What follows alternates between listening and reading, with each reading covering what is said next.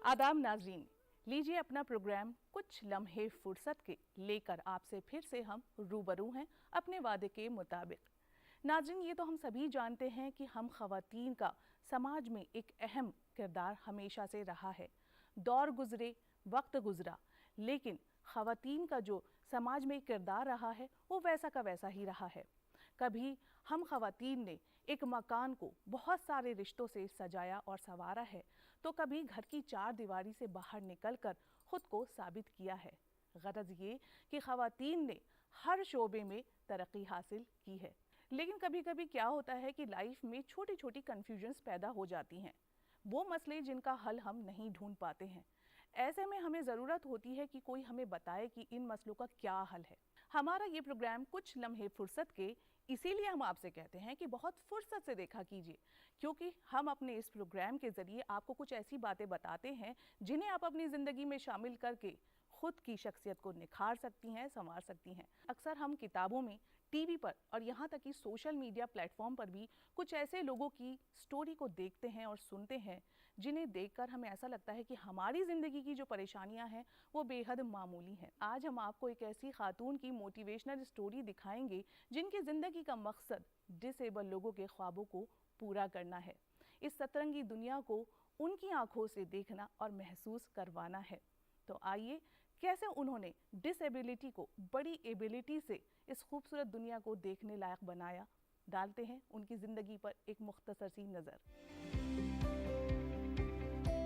खुदा ने इंसान को इस दुनिया में बेशुमार नियमतों से नवाजा है, जिन्हें हम छू सकते हैं, देख सकते हैं, महसूस कर सकते हैं। इस अतरंगी और सतरंगी दुनिया के रंग अपने दामन में समेटने को भला कौन तैयार न होगा।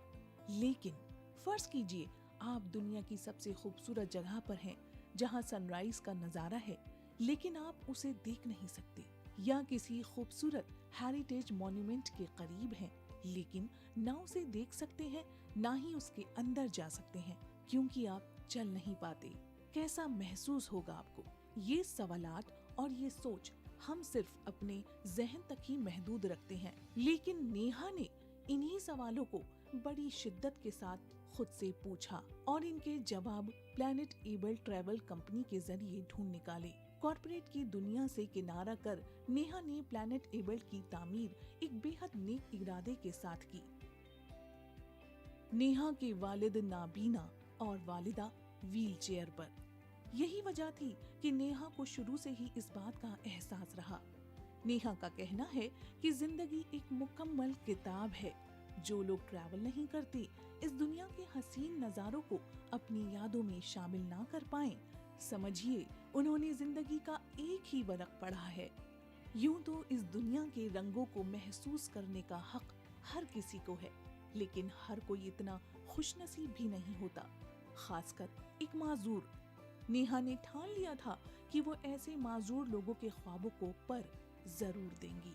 प्लैनेट एबल ट्रैवल कंपनी के जरिए आज नेहा जाने कितने माजूर लोगों को अपने हौसले और नेक जज्बे के चलते दुनिया के रंगों से रूबरू करवा रही हैं।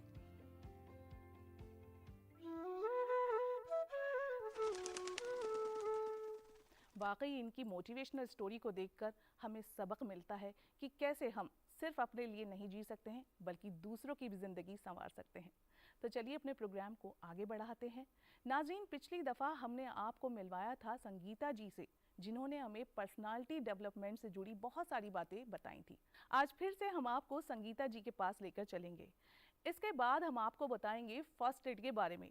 नाज़रीन, घर के ही अंदर अक्सर छोटे छोटे हादसे पेश आ जाते हैं, जिन्हें कैसे टैकल करें हमें समझ नहीं आता।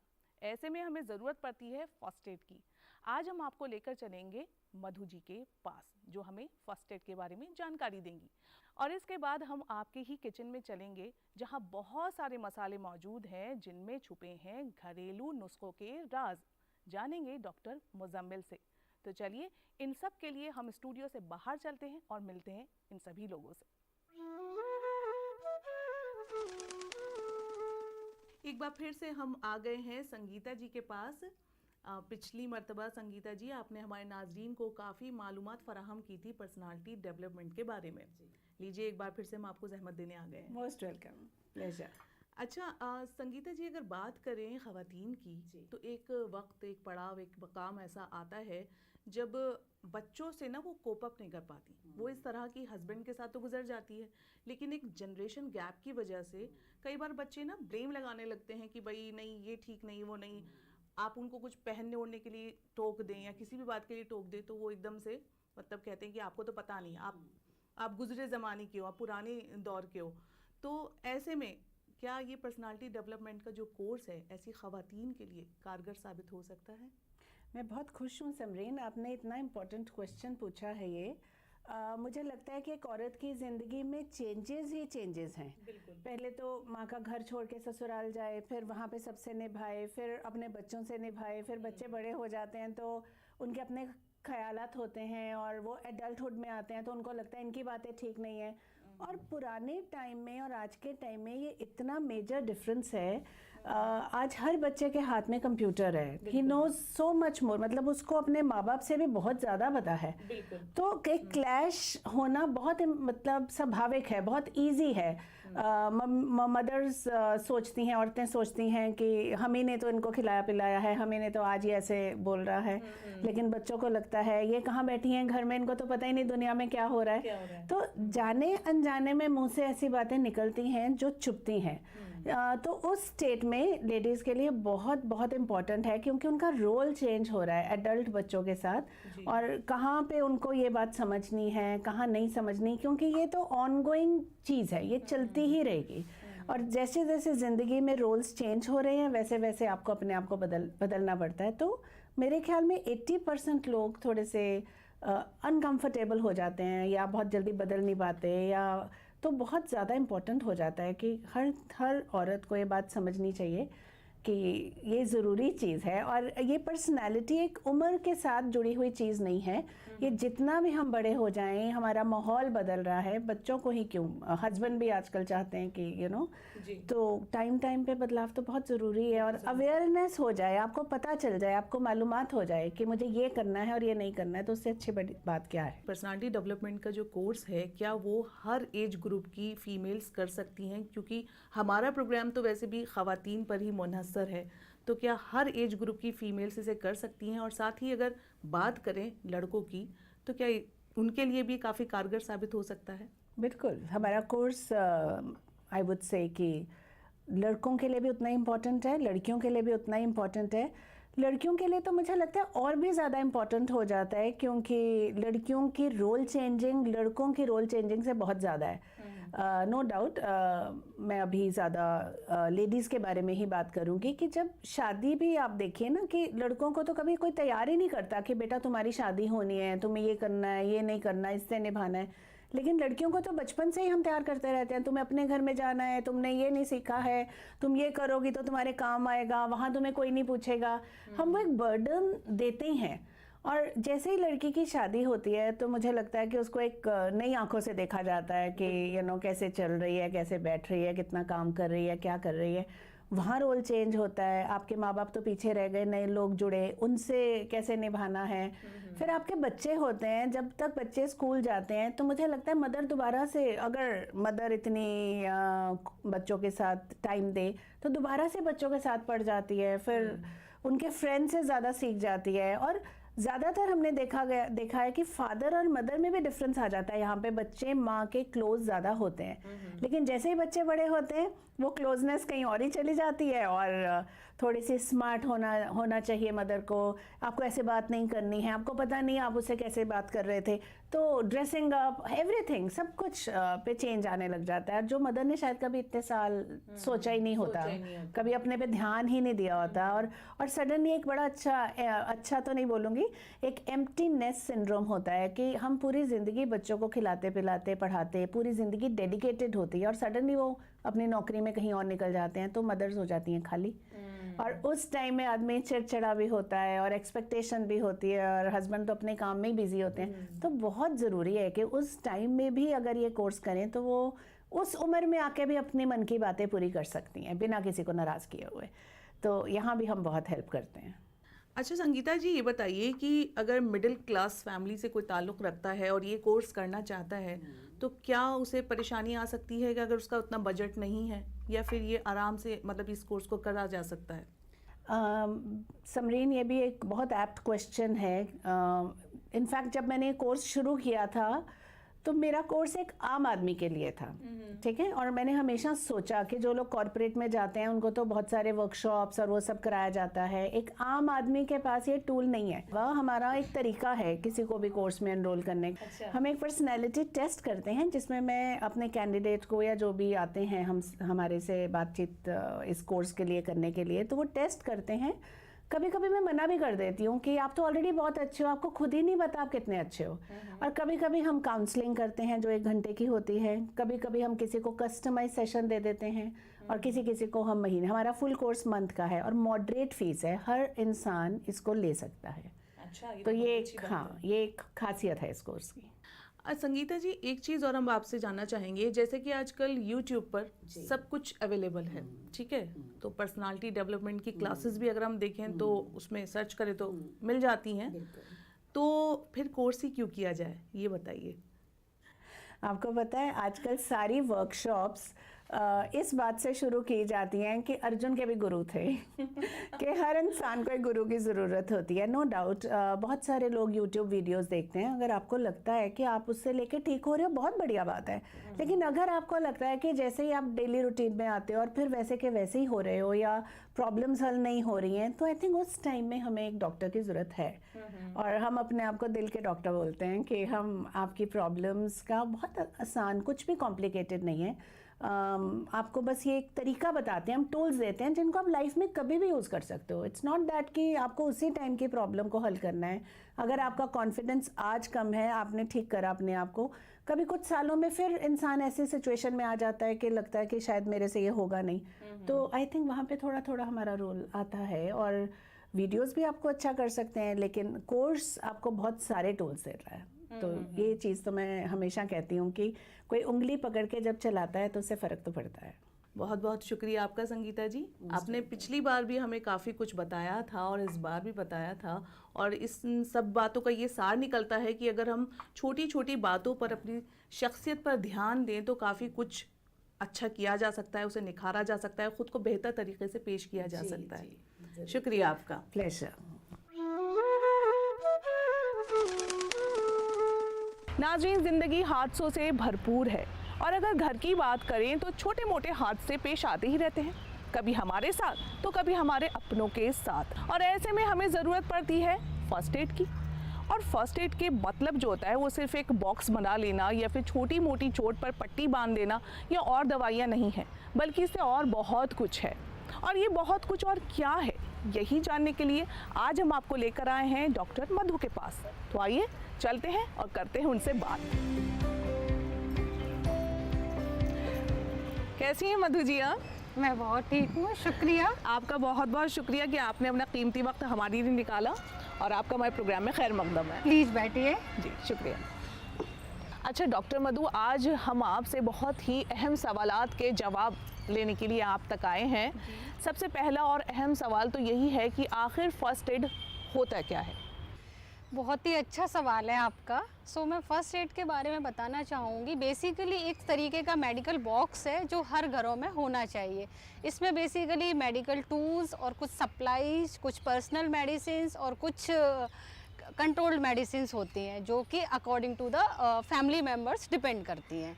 अगर मैं इसके बारे में थोड़ा डिटेल में बताना चाहूँगी कि पहले जो फर्स्ट एड किट बॉक्स होते थे उसमें बेसिकली वो सर्जिकल टेप्स, एडेसिव्स, सीजर्स, कुछ छोटी मोटी सी दवाइयाँ रखते थे। बट आजकल क्या सिनेरियो थोड़ा चेंज हो गया because of our life style.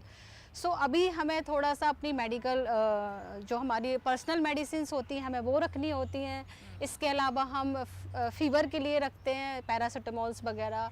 इसके अलावा कुछ हेडेक की मेडिसिन्स होती हैं, कुछ सर्जिकल टेप्स होते हैं, बैंडेजेज होती हैं, सीजर्स होती हैं जो मेडिकल सीजर्स होती हैं जिसको हम केवल इसी पर्सनल यूज के लिए ही करते हैं।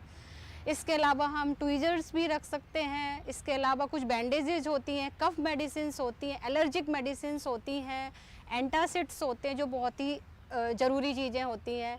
एसिडिटी के रिलीवर्स के लिए भी हम रखते हैं, मसल्स रिलैक्सेंट रखते हैं, बिकॉज ये सब चीज़ें आजकल बहुत ज़रूरी होती हैं। तो हमारे फर्स्ट एड किट बॉक्स में ये चीज़ें तो बहुत ही ज़रूरी होनी चाहिए। मधु जी, हम खवातीन का ज़्यादातर वक्त तो किचन में गुजरता है। ऐसे में अक्सर क्या होता है कि खाना पकाते हुए अक्सर हाथ जल गया, या फिर मतलब हम कुछ काट रहे हैं तो कट गया कहीं, तो एकदम से हमें समझ में नहीं आता कब क्या करें। तो ऐसे में क्या किया जाए, फर्स्ट एड कैसे लें? अक्सर लेडी जब किचन में काम करती है तो छोटा मोटा जल जाती हैं।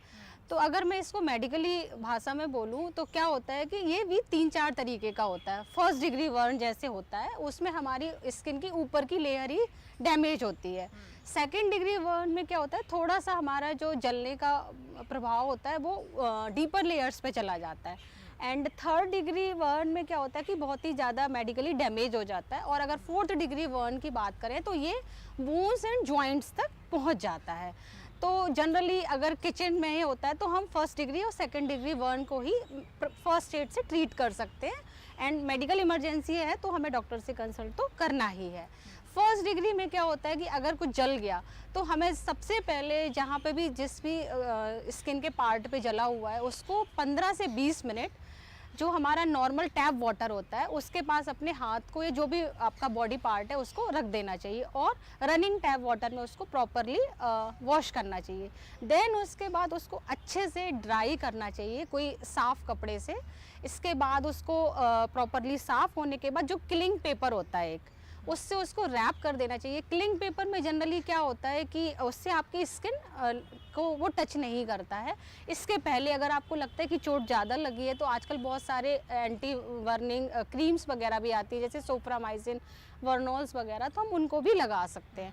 लेकिन एक चीज़ का हमें ध्यान रखना चाहिए, जब भी हम घरों में फर्स्ट एड वर्निंग ट्रीटमेंट करते हैं तो हम 3 सेंटीमीटर का जो एरिया होता है डायमीटर, उससे ज़्यादा के एरिया अगर है तो हमें डायरेक्ट ही तुरंत ही मेडिकल कंसल्ट करना चाहिए। अगर 3 सेंटीमीटर का एरिया है तो हम उसको घर में प्राइमरी ट्रीटमेंट कर सकते हैं। देन फिर हमें हॉस्पिटल्स में अगर हमें लगता है कि इमरजेंसी सिचुएशन से या कुछ प्रॉब्लम हो रही है तो डॉक्टर के पास कंसल्ट करना चाहिए।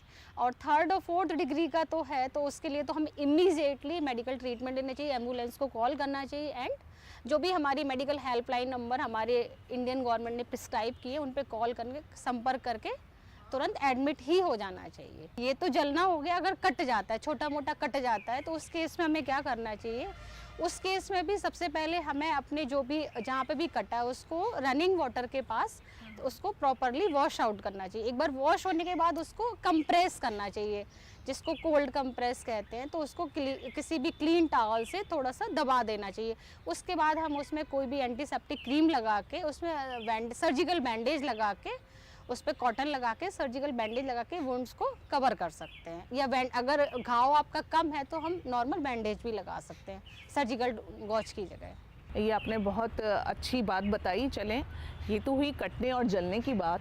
कई बार ऐसा होता है कि हमें इलेक्ट्रिक शॉक लग जाता है या अचानक हम फिसल के गिर गए, तो ऐसे में भी हम पैनिक हो जाते हैं, तब क्या किया जाए? तो इस केस में बोलना चाहूँगी कि सबसे पहले तो जिसके साथ हुआ है ये केस या जो घर में फैमिली मेम्बर्स है, सबसे पहले उनको पैनिक नहीं होना चाहिए। बिकॉज अगर आप पैनिक हो जाते हो तो जो पेशेंट है वो और भी जल्दी घबरा जाता है। तो हमें पहले तो कूल एंड काम करना चाहिए पेशेंट को जिसके साथ ये हुआ है। और अगर इलेक्ट्रिक शॉक लग जाता है तो सबसे पहला हमारा ये काम होता है कि जिस भी सोर्स से लगा है हमें कोशिश करनी चाहिए डायरेक्टली पेशेंट को टच नहीं करना है, किसी भी लकड़ी की चीज़ से उसको हटाना है और सोर्स को तुरंत ऑफ कर देना है, सो दैट कि इलेक्ट्रिक का जो करंट है वो उसकी बॉडी में फ्लो ना हो।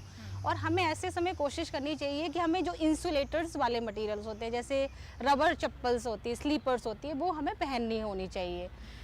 तो इसके अलावा अगर हमें उसको प्रॉपरली लिटा देना चाहिए, कूल एंड काम रखना चाहिए। अगर उसको लगता है विक्टिम्स को या पेशेंट्स को कि वो सफोकेटिंग हो रहा है तो हमें उसके लिए थोड़ा सा वेंटिलेशन प्रॉपर करना चाहिए जहाँ पे भी उसको लिटाया है। देन हम उसके साथ CPR का भी कर सकते हैं कि हमें लग रहा है कि उसको प्रॉब्लम ज़्यादा हो रही है, उसकी ब्रीदिंग नहीं आ रही है प्रॉपर, तो हम CPR वाला भी कर सकते हैं, ब्रीदिंग भी इसकी भी कोशिश कर सकते हैं। हालांकि इस केस में हमें बहुत ज़्यादा टाइम वेस्ट नहीं करना चाहिए घर में, हमें जाके डॉक्टर को ही कंसल्ट करना चाहिए। जो भी हमारी हेल्पलाइन नंबर्स है उन पे हमें करना चाहिए। तो सबसे इम्पोर्टेंट, सारे जो भी घरों में औरतें रहती है, लेडीज होती है, उनको हेल्पलाइन नंबर्स पता ज़रूर होने चाहिए।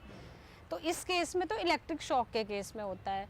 दूसरा, आपने जैसे पूछा था, फिसलने के लिए पूछा था, तो फिसलने के केसेस में हम सबसे पहले तो जो भी पेशेंट है, विक्टिम्स है, उसको प्रॉपरली बिठा देना चाहिए कंफर्टेबल पोजीशंस पे और चेक करना चाहिए कि कहाँ पे उसका हुआ है। सपोज पैर में हुआ है, एक इसका फंडा होता है RICE, तो हमें इन 4 चीज़ों को ध्यान देना चाहिए। R फॉर रेस्ट, तो हमें प्रॉपरली जिस प्लेस पे हुआ है उसको प्रॉपरली रेस्ट देना चाहिए। देन हमें आई मीन्स हमें उसको देखना है कि प्रॉपरली उसकी मतलब हमें आइसिंग करनी है, लेकिन डायरेक्टली स्किन पे नहीं करनी। कभी भी कोल्ड आइसिंग को डायरेक्टली हम स्किन पे नहीं रखते। हम पहले सर्जिकल बैंडेज को लेते हैं, देन उसको थोड़ा सा हम प्रेस करते हैं, देन हम आइस रखते हैं, देन उसको प्रॉपरली कवर करते हैं। Then compression, C for compression, तो हम उसको सर्जिकल जो हमारी बैंडेज होती है, गॉजेज होती है, उनसे कर देते हैं। E for elevators, means suppose हमारे पैर में हुआ है तो हमें थोड़ा सा उस पोजीशंस को हमें थोड़ा ऊपर की तरफ रखना चाहिए, सो दैट सर्कुलेशन हमारा प्रॉपर हो।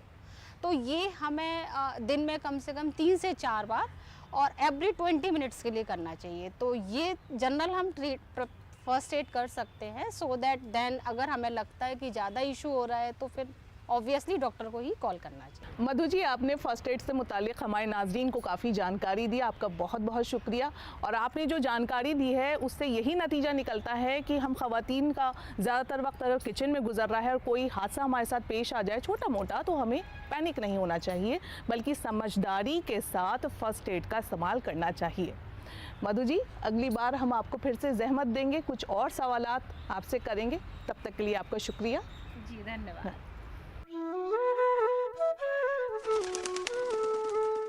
नाज़रीन, हर हफ्ते हम आपकी जानकारी में इजाफा कर रहे हैं और ये पुख्ता करने की कोशिश भी कर रहे हैं कि हमें मालूम तो बहुत सारी चीज़ें होती हैं, लेकिन कहीं ना कहीं हम उसे अप्लाई करने में डरते हैं। हमें जो मालूमात हासिल है वो कितनी ऑथेंटिक है और सही है, यही जानकारी हासिल करने के लिए आज एक मर्तबा फिर से हमारे बीच मौजूद हैं डॉक्टर मुज़म्मिल रहमान। आपका बहुत बहुत खैर मकदम है। बहुत बहुत शुक्रिया आपका। डॉक्टर साहब, आज एक बहुत ही अहम जो किचन की चीज़ है उसके बारे में हम आपसे मालूमात हासिल करना चाहेंगे, जो कि हमारे खाने में भी काफ़ी इस्तेमाल होता है, और वो है ज़ीरा। तो ये बताइए कि ज़ीरा मेडिकल पॉइंट ऑफ व्यू से किस तरह से कामयाब है और सही है। ज़ीरा आप देखते हैं कितनी छोटी सी चीज़ है, लेकिन ये बहुत बड़े कारनामे अंजाम देती है। मैं अभी आपको बताऊंगी। ज़ीरा, ये कुदरत ने ना ऐसा एक निज़ाम रखा है कि जो हम खाना खा लेते हैं उससे हमारा वज़न बढ़ सकता है, उससे ज़्यादा हो सकता है, ज़्यादा खाने से बीमारियां भी हो सकती हैं, लेकिन साथ साथ हम उन्हीं खानों में मसाले भी डाल देते हैं, तो वो उनका इफ़ेक्ट कम करने के लिए भी साथ में हम डाल देते हैं। ये सिस्टम ही ऐसा है, हम ऐसे ही नहीं डालते हैं कि सिर्फ मज़े के लिए। ज़ीरा एक ऐसी चीज़ है, अगर हम इसको सब्ज़ी में डाल देते हैं, अगर आपने एक फ़ैटी खाना खाया लेकिन यहाँ से आपने ज़ीरे वाली कोई चीज़ खाई, ज़ीरा उस फैट को, उस कोलेस्ट्रॉल को कम करने में हमारी मदद करता है। अच्छा, बिल्कुल। आपने ये देखा होगा कि ज़ीरे का पानी का आजकल बहुत चलन है, वज़न कम करने के लिए हर कोई ज़ीरे का पानी पीने लगा है, या इसके अवेलेबल भी है प्रिपरेशंस मार्केट में। अर्क ज़ीरा जिसको बोलते हैं, ज़ीरे का अर्क निकाल के सुबह सुबह नहर मुंह पिलाने के लिए कहते हैं। उसका भी यही है कि कोलेस्ट्रॉल कम हो जाएगा, ओबेसिटी कम हो जाएगी, वेट रिडक्शन हो जाएगा। बहुत फ़ायदा देती है खाली पेट अगर आप ज़ीरा लेंगे। एक और चीज़ शायद हमारे नाजरीन को नहीं पता होगी, उनको मैं बताऊं, ज़ीरा में बहुत आयरन है। अच्छा, खून की कमी जिनको है वो ज़ीरे का अगर बाकायदा इस्तेमाल करे, काफ़ी हद तक उनके अंदर आयरन डेफिशिएंसी जो है, हमारे हिंदुस्तान में अगर देखा जाए ख़वातीन के अंदर, यंग गर्ल्स के अंदर आयरन की इतनी ज़्यादा डेफिशिएंसी है। अगर हम इसको अपनी रोज़मर्रा की डाइट में इस्तेमाल करें, इसमें आयरन है, वो रिप्लेस हो सकती है उनकी वो डेफिशिएंसी।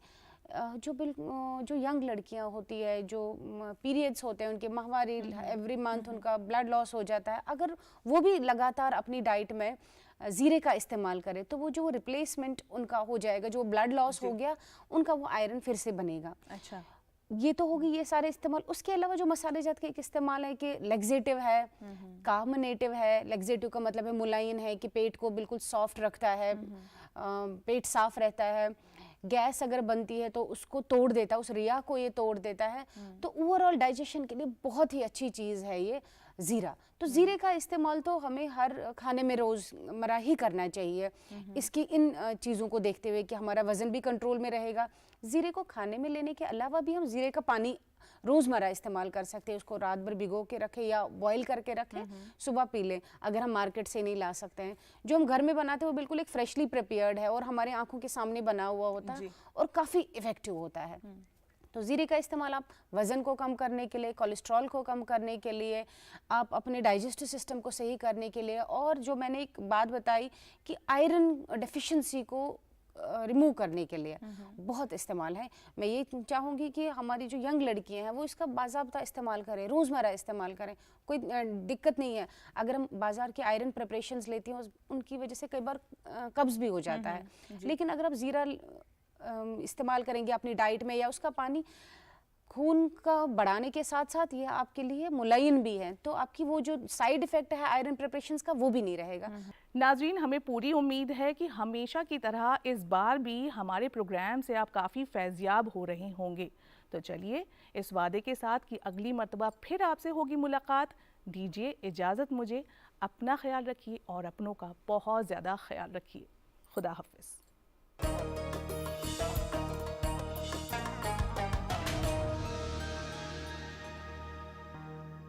मन की बात है